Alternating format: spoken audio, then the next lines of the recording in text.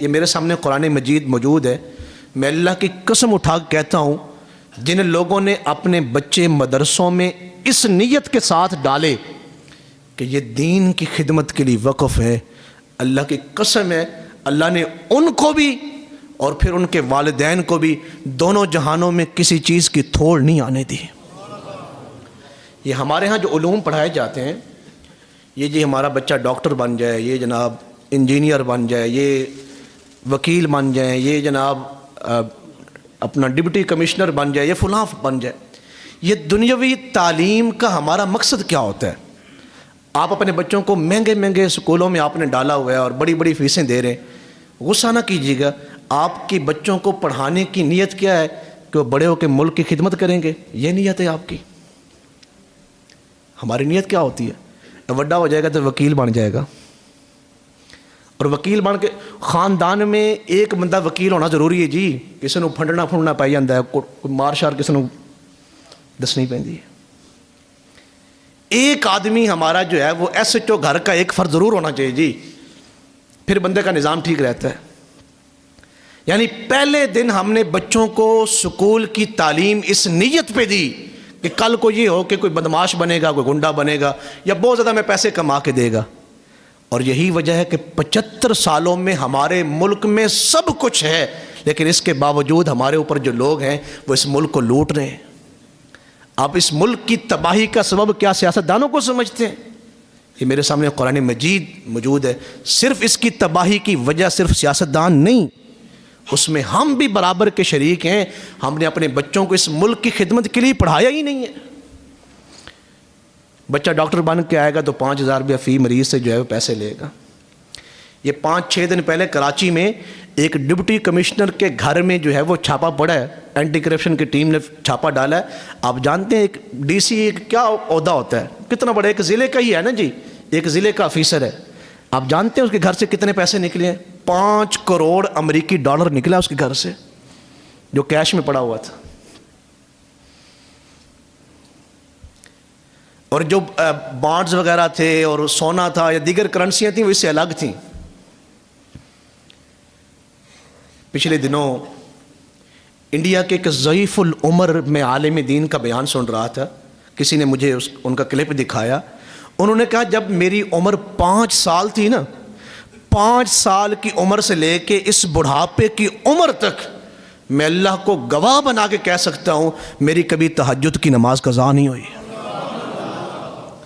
اور پھر انہوں نے خود وجہ بتائی کہ اس کی وجہ کیا ہے۔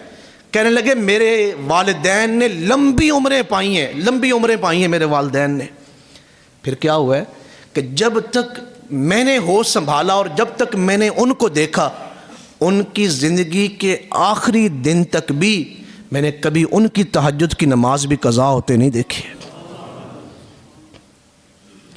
آج ہمارے بچوں کی عمریں ہوتی ہیں نا، یہ 13 سال 14 سال 15 سال، انتہائی نیک لوگوں کے بچوں کی بھی ہمارے پاس شکایات آتی ہیں۔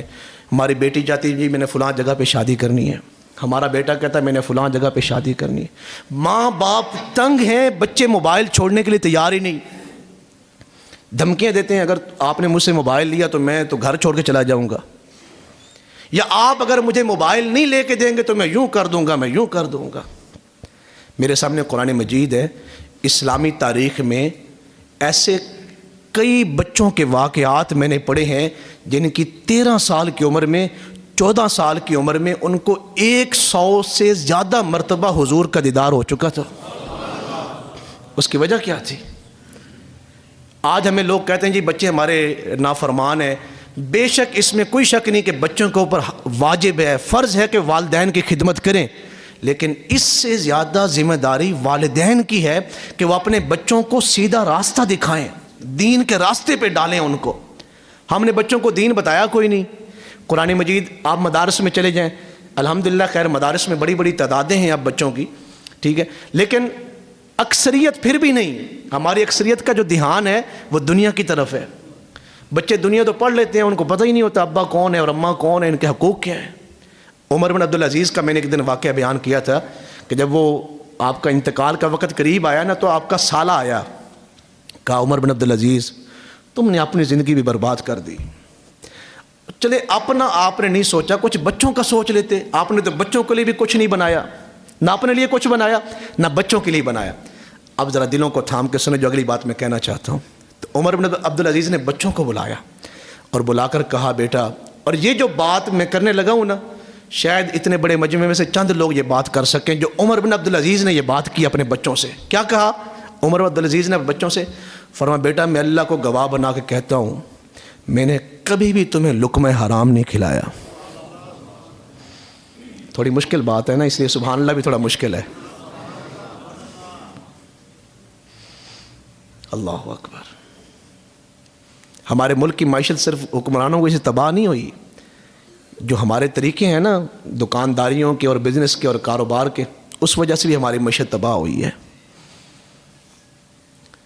اور اگلی بات سیدنا عمر بن عبدالعزیز نے کیا کہی وہ بڑی شاندار ہے. یہ بات بھی کہی کہ لقمہ حرام نہیں کھلایا، اور پھر کیا کہا؟ فرمایا میں نے اپنے بچوں کا رابطہ اللہ سے جوڑ دیا ہے. آپ میں سے کتنے لوگ کہہ سکتے ہیں کہ ہم نے اپنے بچوں کا رابطہ اللہ سے جوڑ دیا ہے؟ اور ہمارے پاس بہت کم لوگ ہوتے ہیں جو ہمیں یہ بات کہتے ہیں کہ حضور دعا کریں ہمارے بچوں کا رابطہ اللہ سے جڑ جائے. کائنات میں وہ سب سے بہترین اولاد ہے جن کے رابطے اللہ سے جڑے ہوئے ہیں. میں نے اپنے بچوں کا رابطہ اللہ سے جوڑ دیا. انہیں جب بھی کوئی چیز ضرورت پڑے گی یہ اللہ سے مانگ لیں گے. اور پھر تاریخ نے دیکھا کہ اس سالے کے بچے مسجد کی سیڑھیوں میں بیٹھ کے بھیک مانگ رہے تھے، اور عمر بن عبدالعزیز کے بچے ایک ایک مجلس میں 100 گھوڑا سامان سے لدا ہوا اللہ کے راستے میں خیرات کر رہے تھے. اس لیے مدارس، یہاں مدرسہ اس لیے قائم ہو رہا ہے کہ آپ کی نسلیں سنور جائیں، ہماری آنے والی جو اولادیں ہیں وہ سنور جائیں. اگر ہماری نیت بچوں کو قرآن مجید کی تعلیم دینے کی صرف یہ ہے کہ یہ بہترین عالم بنیں اور دین کی خدمت کریں. آج ہمارے جو بیٹیاں ہیں وہ سارا دن فلمیں دیکھتی ہیں، باپ سارا دن موبائل دیکھتا ہے، اور پھر ہم کہتے ہیں کاش ہمارے بچے امام غزالی بن جائیں، ہمارے بچے جو ہیں وہ محمد بن قاسم بن جائیں، خالد بن ولید بن جائیں. کیسے بنیں گے؟ اس لیے آئیں اپنے بچوں کی اچھی تربیت کریں، ان کو اچھی تعلیم دیں، دینی تعلیم کے ساتھ جوڑ کے رکھیں. اللہ کی قسم ہے ہم نے دیکھا ہے، یہ میں حقیقت بات کرنے لگا ہوں، کسی بڑے پیر کی اور کسی بڑے عالم کی، کسی بڑے مولوی کی اور کسی بڑے مدرسے کے طالب علم کی دعاؤں کا آپ کے مرنے کے بعد آپ کو وہ فائدہ نہیں جتنی دعاؤں کا فائدہ آپ کی اپنی اولاد کی دعاؤں کا فائدہ ہے.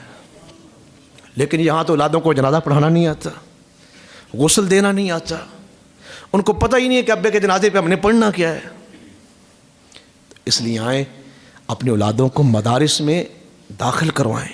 مدارس نے بہترین طریقے سے علماء پیدا کیے ہیں.